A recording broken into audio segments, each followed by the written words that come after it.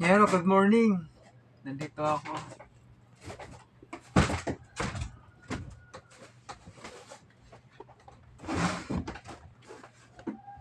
Buksan ko lang yung ano rito para makikita ko kung anong mayroong nag-booking.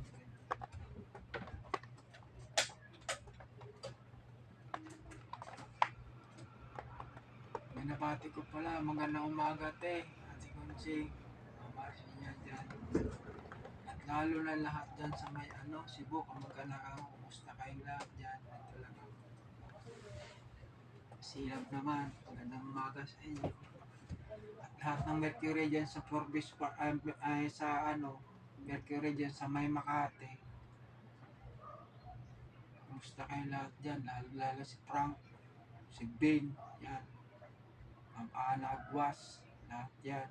Lahat ang kilala, kumusta kayo lahat yan? Si Ma'am Pia Baluyot, yan. Kumusta kayo lahat yan? Kung ano man yan.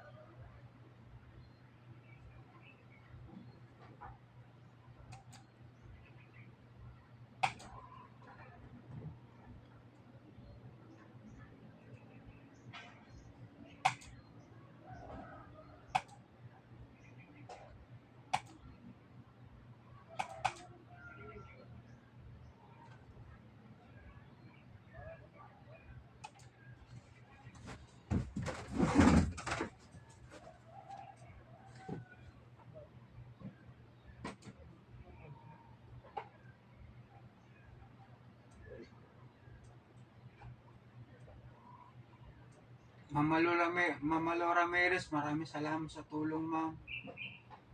Lumipat na akong dito sa aming bahay, malapit lang. Saan ka man naroon, makatirtiro ko na maraming salamat sa tulong mo sa akin.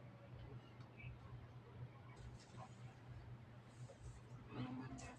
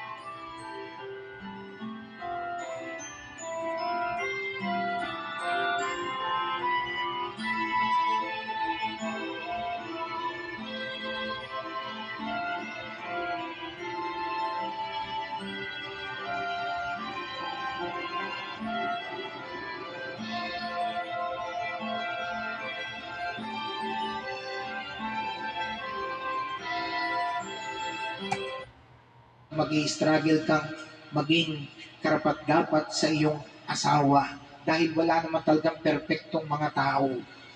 There's no perfect man or woman, there's no perfect husband and wife. Ang meron lang taong handang magbago.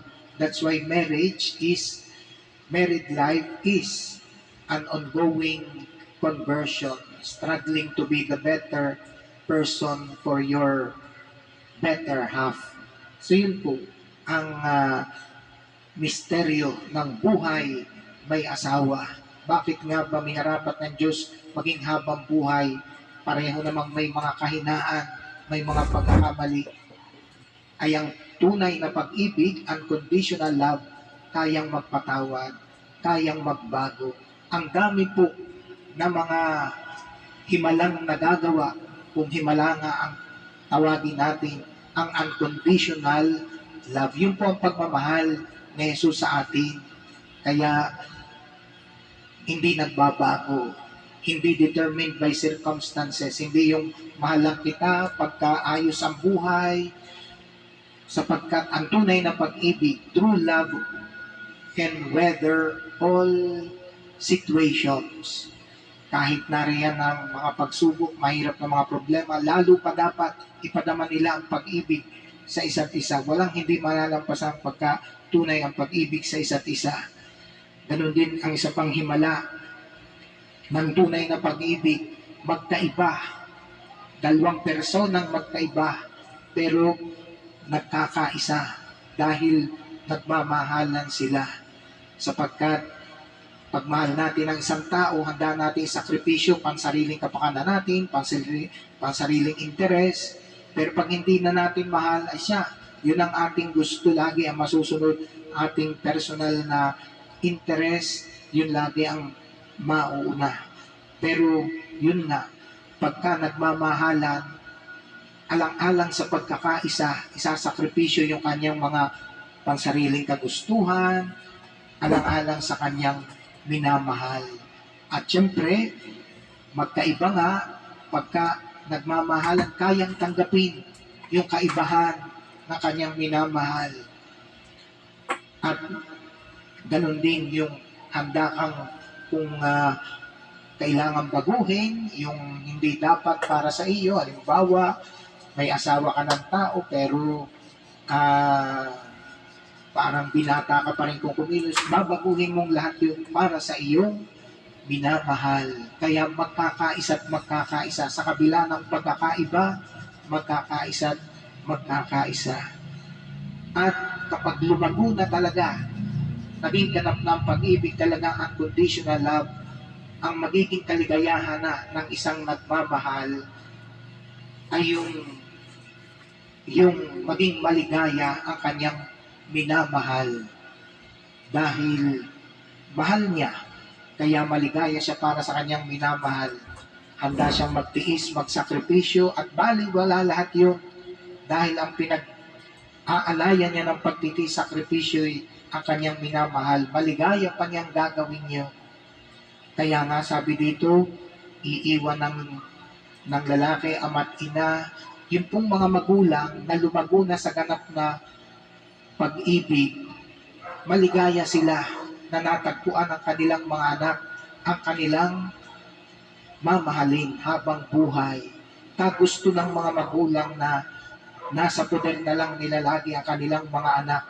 Pero dahil ang mga magulang alam na kung ano yung tunay na pag-ibig, hindi makasarili, maligaya sila ng kanilang anak, natagpuan na ang kanilang mamahalin habang buhay. At ganoon din po sa mag-asawa yun. Ang mag-asawa ay maligaya pag kita nilang nasa mabuting kalagayan ang kanilang minamahal. So yun po mga himala na nagagawa ng tunay na pag-ibig. Pero pagka pag-ibig lang sa salita, feelings lang ang pag-ibig, laging may konsiderasyon sa sarili, laging hindi magiging maligaya. Dahil laging pakabig, dapat ay ako ang masusunod. Yung gusto ko, dapat kong makuha mula sa aking kabiyak ng puso, mula sa aking mga anak. Laging ako, hindi magiging maligaya.